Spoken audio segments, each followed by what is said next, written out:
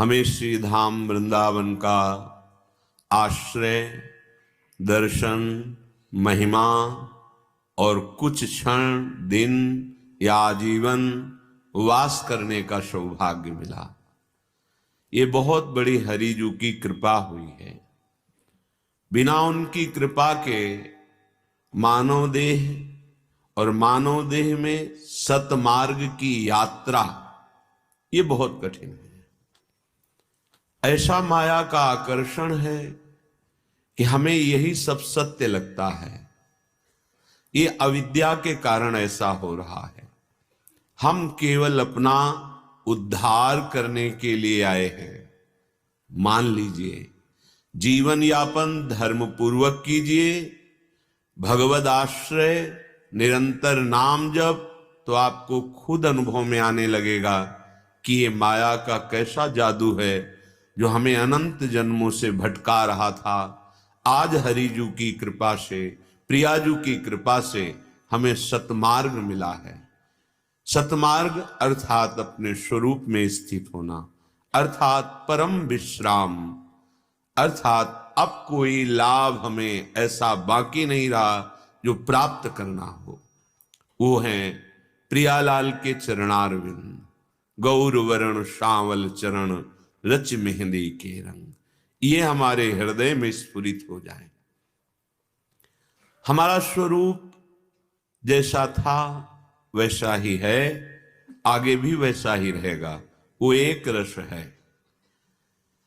ज्ञान मार्ग, योग मार्ग या समर्पण, शरणागति, इन सब मार्गों के द्वारा एक ही तत्व को प्राप्त किया जाता है। पर वही तत्व जब करुणा करके प्रकट होता है तो बहुत विशेषता प्रकट हो जाती है। अव्यक्त रूप से तो वो कण कण में व्याप्त है। कोई ऐसी जगह नहीं जहां वो परम तत्व न विराजमान हो। पर क्या हमको आनंद की अनुभूति हो रही है क्या? उत्तर आएगा नहीं।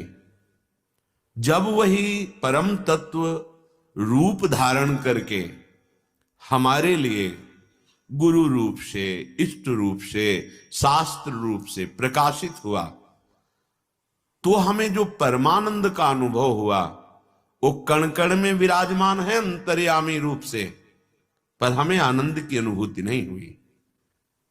हमारे हृदय में विराजमान है, कोई कण ऐसा नहीं जहां वो ना हो।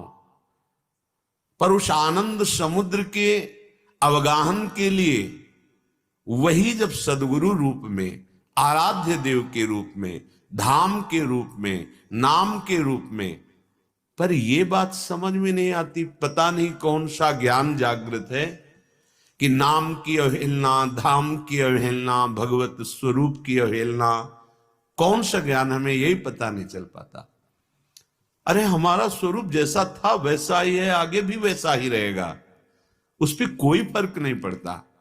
जो स्वरूप बोध प्राप्त है वो भी नाम जप कर रहे हैं, वो भी निरंतर भगवत आराधना में तत्पर हैं।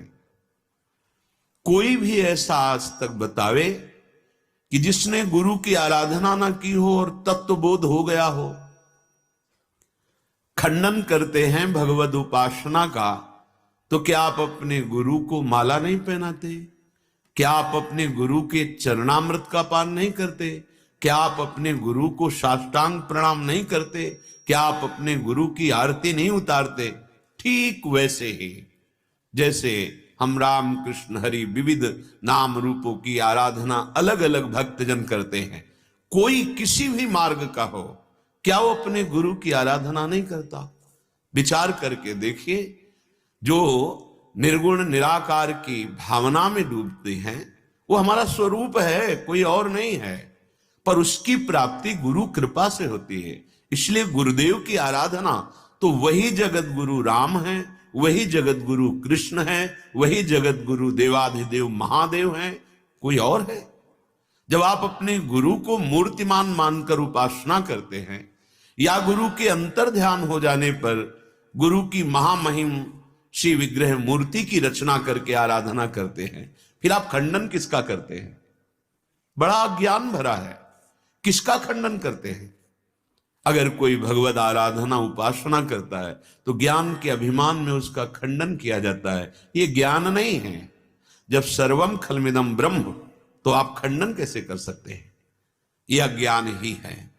इसलिए उपासकों को चाहिए कि हरिजू की कृपा से हमें ये जो बहुत महामहिम मार्ग मिला है, अब इसमें सुदृढ़ हो जाना चाहिए। बहुत अच्छे से देखा गया है, बिना भगवत आराधना के बड़ा ही विचित्र रूप है।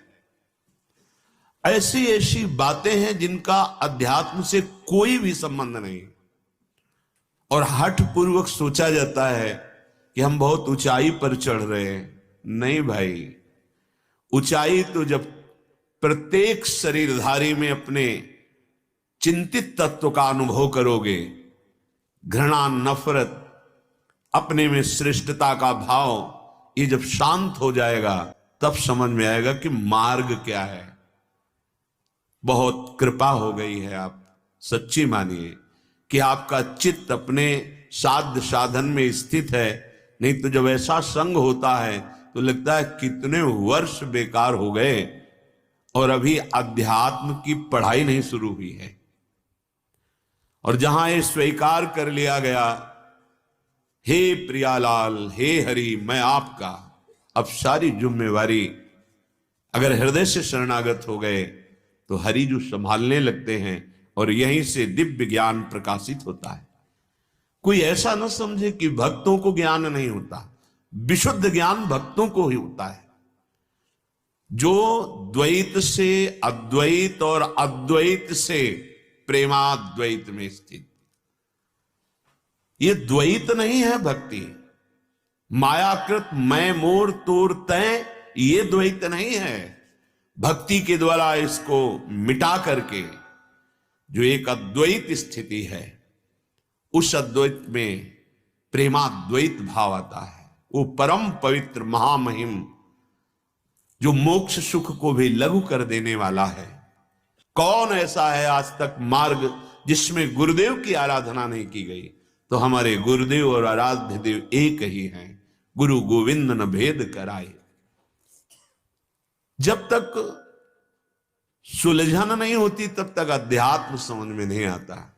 इसलिए अपने कानों को बचाओ ऐसे की वार्ता सुनने से, जो नाम धाम रूप लीला इनसे विमुख करा दे। बार बार हम आपको इशारा देते हैं कि भगवान शंकर से बढ़कर ना कोई ज्ञानी था, न है, न होगा। जगत गुरु देवाधिदेव महादेव ज्ञान समुद्र, वो भगवान का चरणोदक सिर पर धारण किए हुए जो गंगा जी हैं, वो निरंतर भगवान नाम जप करते हैं। वो भगवत लीला जब जब जहां जहां प्रकाशित होती वहां जाके दर्शन करते हैं, सम्मिलित होते हैं। आज का पता नहीं कौन सा ज्ञान है, भगवान के नाम रूप लीला का खंडन किया जाता है। बचो बचो, ये भी एक बड़ी विचित्र माया की गति है। इसलिए संग से बचो। कुसंग से तो बचना ही है, लेकिन ऐसे संग से बचना है जो धाम नाम रूप लीला में अश्रद्धा पैदा कर दे। श्रीपाद प्रबोधानंद जी महाराज कह रहे हैं, अहो भाग्य यदि आपको वृंदावन आने को मिला, अहो भाग्य यदि कुछ क्षण यहां रहने को मिल गया। उनके जीवन की महिमा का क्या वर्णन करना, जिनको अखंड वृंदावनवास, आजीवन तन मन दोनों से वृंदावन का सेवन कर रहे हैं। श्रीपाद कह रहे हैं, पुण्यात् पुण्यम मंगलम मंगलानाम, दिव्यात् दिव्यम कामदम कामनानाम, सारात् सारम प्रेमदम प्रेमदाना, मन्यत वृंदारण्य तो मन्यताम कह। हे भाई, ये वो वृंदावन है जो परम पवित्र करने वालों को पवित्र करता है। जैसे संपूर्ण तीर्थराज प्रयाग को कर देते हैं, भेंट देते हैं। किसकी? पाप की। जब तीर्थों में जो हम पाप करते हैं, ठीक सिद्धांत के अनुसार यदि हम तीर्थों का अवगाहन, तीर्थों का सेवन करते हैं तो हमारे पाप तीर्थ ले लेते हैं। फिर तीर्थ ऐसे पाप लेते लेते उनमें पवित्र करने की शक्ति कम होती है, तो वो अपने पाप जो संगम हैं, प्रयागराज हैं, उनको तीर्थराज कहा गया है। वो उनको पाप रूपी भेंट देते हैं।